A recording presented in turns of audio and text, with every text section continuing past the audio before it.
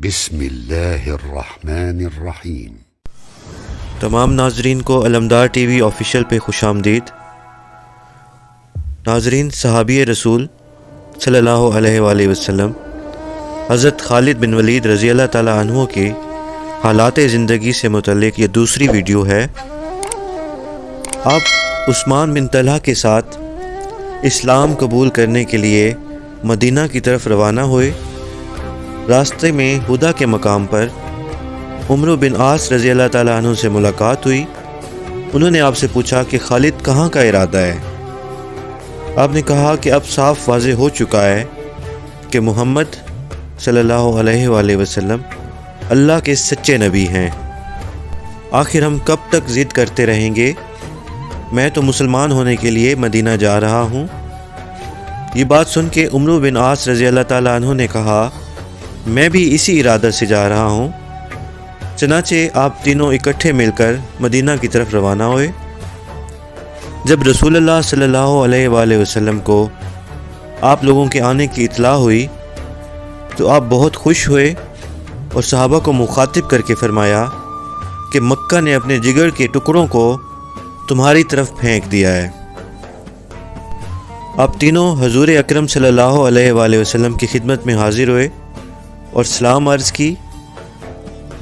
آپ نے تبسم فرمایا اور سلام کا جواب نہایت ہی خندہ پیشانی سے دیا، اور آپ تینوں نے کلمہ شہادت پڑھا اور تمام مدینے کی گلیاں نعرہ تکبیر سے گونج اٹھیں۔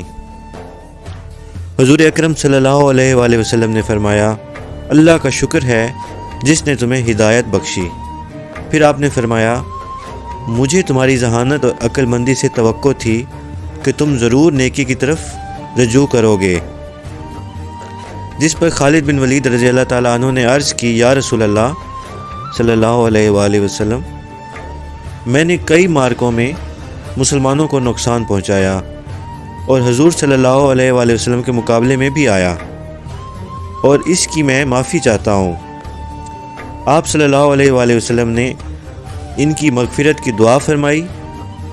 حضور اکرم صلی اللہ علیہ وآلہ وسلم نے فرمایا، اسلام سب گناہوں کو مٹا دیتا ہے۔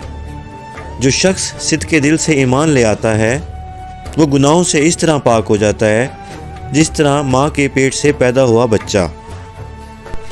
اسلام قبول کرنے کے بعد حضرت خالد رضی اللہ تعالیٰ عنہ نے اسلام کی خدمت کے لیے پہلے سے بڑھ چڑھ کر شجاعت اور بہادری دکھائی، اور نبی کریم صلی اللہ علیہ وآلہ وسلم معاملات جنگ میں ہمیشہ حضرت خالد رضی اللہ تعالیٰ عنہ اور عمرو بن عاص رضی اللہ تعالیٰ عنہ سے مشورہ فرماتے۔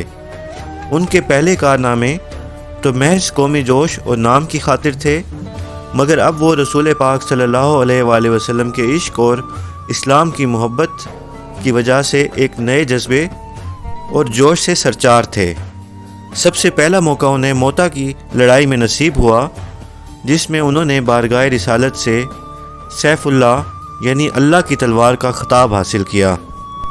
8 ہجری میں آپ نے قرب و نزدیک میں حاکموں کے نام پیغام بھیجے، جن میں ایک پیغام بصرہ کے نام تھا۔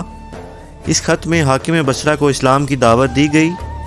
اس خط کے قاصد حضرت حارث بن عمر رضی اللہ تعالیٰ عنہ تھے۔ کیسر روم کو ایک گورنر شرجیل حاکم موتا نے انہیں ہلاک کر دیا۔ یہ ہلاکت اسلام کی دعوت کی بنا پر تھی، ورنہ قاصد کو ہلاک کرنا کسی ملک اور قانون میں جائز نہیں۔ بے گناہ حارث کے ہلاکت کا بدلہ لینے کے لیے رسول اللہ صلی اللہ علیہ وآلہ وسلم نے 3000 مسلمانوں کا ایک لشکر تیار کیا اور موتا کے ظالم حاکم کو سزا دینے کے لیے بھیج دیا۔ جنگ موتا میں مسلمانوں کے 3000 کے مقابلے میں کفار کی 1.5 لاکھ کی فوج تھی۔ جب مسلمانوں نے اپنے سے 30 گنا فوج مقابلے میں دیکھی تو ان میں سے بعض نے یہ رائے دی کہ جنگ میں کچھ توقف کر دینا چاہیے، اور جب تک مدینے سے مزید مدد نہ پہنچ جائے اس وقت تک جنگ شروع نہ کی جائے۔ لیکن دشمن سر پر آ کھڑا تھا، اس لیے توقف بے معنی تھا۔ جنگ شروع کرنے سے قبل مخالفین کو توحید کی پیشکش کی گئی اور قاصد کے بدلے کا مطالبہ کیا گیا، لیکن رومی افسر کو اپنی طاقت پر گھمنڈ تھا۔ اس نے مسلمانوں کے مطالبے کو ٹھکرا دیا اور جنگ کا آغاز کر دیا۔ ایک بہت بڑی جنگ کا آغاز ہوا۔ اس جنگ میں زید بن حارثہ رضی اللہ تعالیٰ عنہ، جعفر بن ابی طالب رضی اللہ تعالیٰ عنہ شہید ہوئے، اور اس کے علاوہ بہت سے مسلمان شہید ہوئے، لیکن فتح حق کو نصیب ہوئی۔ صدائے تکبیر نے زمین و آسمان میں زلزلہ پیدا کر دیا، دشمن تاب نہ لا سکے اور ایسے بھاگے کہ پھر نہ پلٹے۔ یہ وہی حضرت خالد رضی اللہ تعالیٰ عنہ ہیں جنہوں نے احد کی لڑائی میں مسلمانوں کو بہت نقصان پہنچایا۔ آج انہوں نے اس گناہ کا کفارہ ادا کر دیا۔ لشکر اسلام اب کامیاب ہو کر مدینہ کی جانب لوٹا، اور موتا سے روانہ ہونے سے پہلے ایک تیز رفتار سوار کو فتح کی خوشخبری دینے کے لیے رسول کریم صلی اللہ علیہ وآلہ وسلم کی خدمت میں بھیج دیا۔ مدینہ کے لوگ اس بات کے منتظر تھے کہ دیکھیں سیف اللہ کون ہے۔ اسلامی لشکر منزلیں طے کرتا ہوا دربار رسالت صلی اللہ علیہ وآلہ وسلم میں پہنچا، اور اسلامی پرچم کو حضرت خالد بن ولید رضی اللہ تعالیٰ عنہ کے ہاتھ میں دیکھ کر سب نے آپ کو سیف اللہ ہونے پر مبارکباد پیش کی۔ لا الہ الا انت سبحانک انی کنت من الظالمین۔